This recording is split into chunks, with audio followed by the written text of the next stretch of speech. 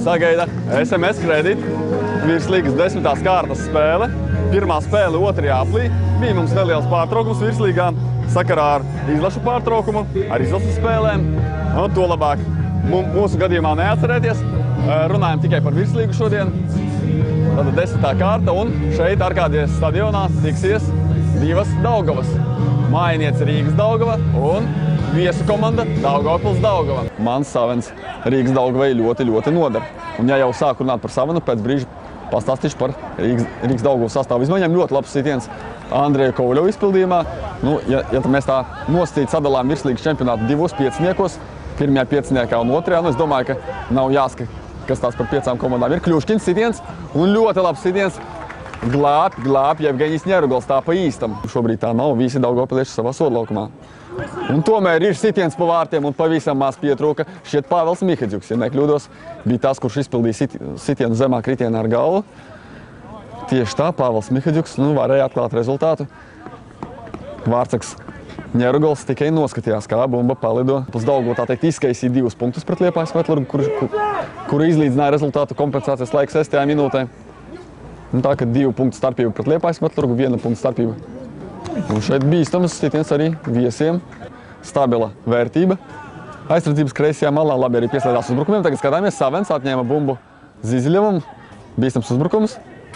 Šeit Suričs tur un jābūt vārtiem. Nav vārti. 18. minūte Mans Savens no izcilas pozīcijas sīt garām. Ļupšis ļoti neapmierinās. Šķiet kliedz kaut ko lietuviski. Mans Savens neizmanto vairāk nekā izcilu iespēju. Daugavpiliešiem jāspēlē uzmanīgāk aizsardzībā. Un arī tagad vēl viena iespēja, 3. jau pēc kārtas. Nikni ir Rīgas Daugavas pārstāvi par vēl vienu nerealizētu iespēju. Tas bija šķiet Tedijs Suričs, horvātu uzbrucējs. Tieši tā, kurš pie tuvējā vārtu staba apsteidza visus. Tādiem kompleksiem. Jurijs Sokolovs, numur 11. Gāžoties pretinieku kājās. Savens ļoti tāls sitiens, bet kas par sitienu, vai jūs to redzējāt? Ņerugals atkal lēc, atkal neizsniedz līdz bumbai, bet visi izdevīgāk izmantojumi. Un šeit labs Daugavpiliešu uzbrukums. Sokolovs pieslēdzies uzbrukumam centrē. Un sitiens ar galvu. Vaičulis lidojumā atver bumbu, vēl viens sitiens Kovaļova izpildījumā pa vārtu tīklu, bet laikam pat vispirms pa Vaičuli un tad bumba trāpa pa vārtu tīklu, tāpēc būs stūristiens. Beidzot Daugavpils Daugava ir labs uzbrukums. Labās malas aizsargs Jurijs Sokolovs pieslēdzās uzbrukumam. Stenlijs Iba nevienam nebija izdevies līdz šim. Šī gada virslīgas čempionātā. Suričs guva 2 vārtus, viņam mazliet pietrūka, lai gūtu 3. Savens piespēlē Suričam. Suričs labā pozīcijā, Savens tur krīt, rādot, ka viņam iebrauc kājās. Skaisti Suričs nospēlē, mierīgi apspēlēja Ļupšis vēl šajā puslaikā. Tam šaus Kļuškins. Kļuškinam labi, daudz vietas diezgan. Kļuškins izies sitienu pozīcijas, sīt un Ņerugals atvēra uz sādiem, bet spēle turpinās. Gaļkevičs svaigiem spēkiem pret Silagaili. Gaļkevičs centrē ļoti neveiksmīgi praktiski virsū vārtsargam. Kļuškins labi uzsita.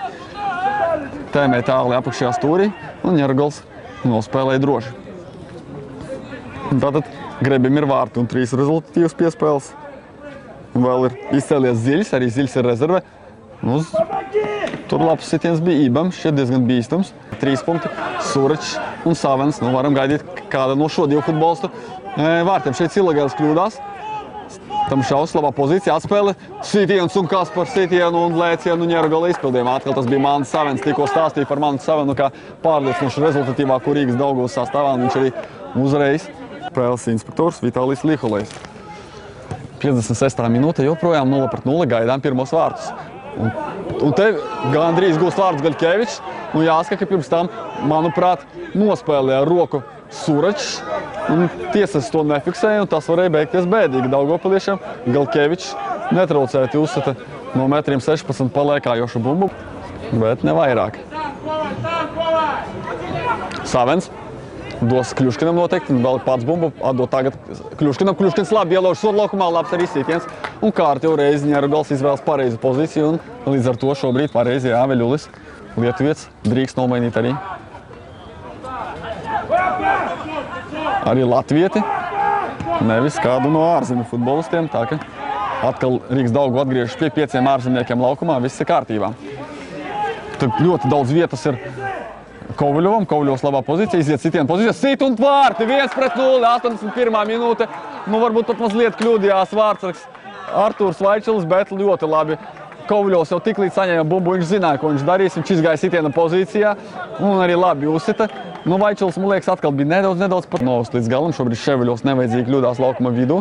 Nu, rīdznieki mēģina uzsākt uzbrukumu. Nu, tur Šanovičs iebrauc asi Kovaļovam šķiet un varētu sakot arī uzreiz sarkanā kartīte, acīm redzot, ja es pareizi saskatu.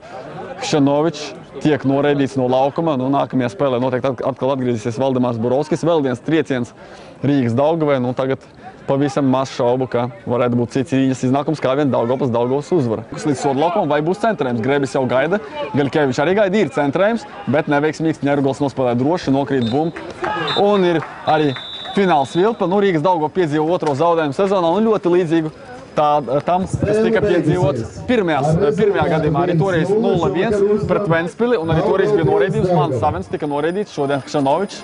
Un Daugava uzvar viesos ar 1-0, ļoti svarīga uzvara, ļoti sāpīgs zaudējums Rīgas Daugavai. Vienīgo vārtu autors Andrejs Kovaļovs. Apsveicam daugavpilieši 1-0. Es no jums atvados, Edmunds Novickis bija kopā ar jums. Mīliet virslīgu!